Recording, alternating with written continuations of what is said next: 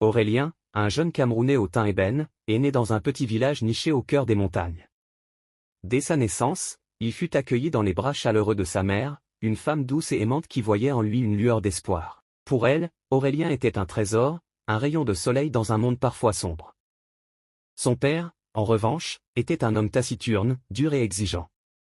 Il ne voyait en Aurélien qu'un poids supplémentaire dans une vie déjà difficile. Pour lui, avoir un fils signifiait une charge de plus à nourrir, à éduquer, à guider dans un environnement où les opportunités étaient rares. Il se montrait souvent distant, parfois même froid, et son regard sur Aurélien semblait porter une ombre de déception.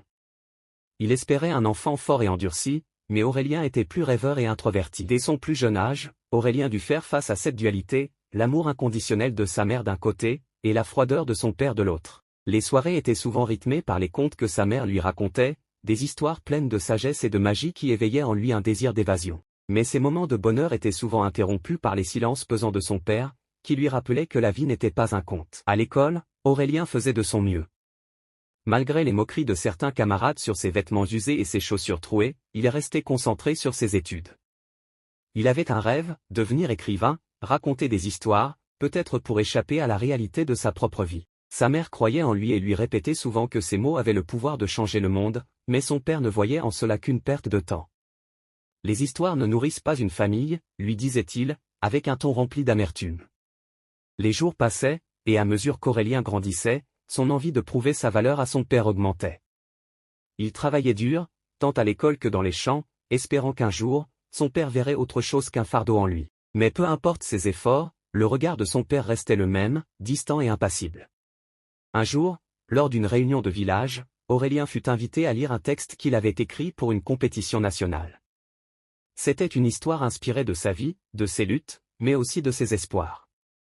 Sa mère, fière, était assise au premier rang, le cœur gonflé de fierté. Son père, par contre, se tenait à l'écart, les bras croisés, comme s'il n'attendait rien de bon de cette lecture. Mais ce jour-là, quelque chose changea. Aurélien, avec une voix tremblante mais déterminée, raconta son histoire. Il parlait de résilience, de la force de l'amour maternel, mais aussi des silences et des doutes d'un père qui, malgré tout, aimait son fils à sa manière. Quand il eut fini, un silence lourd régna dans l'assemblée, avant qu'une salve d'applaudissements ne résonne dans tout le village. Pour la première fois, son père s'approcha de lui. Il ne dit rien, mais posa une main lourde sur son épaule. Ce simple geste, bien qu'empreint de maladresse, valait plus que 1000 mots pour Aurélien.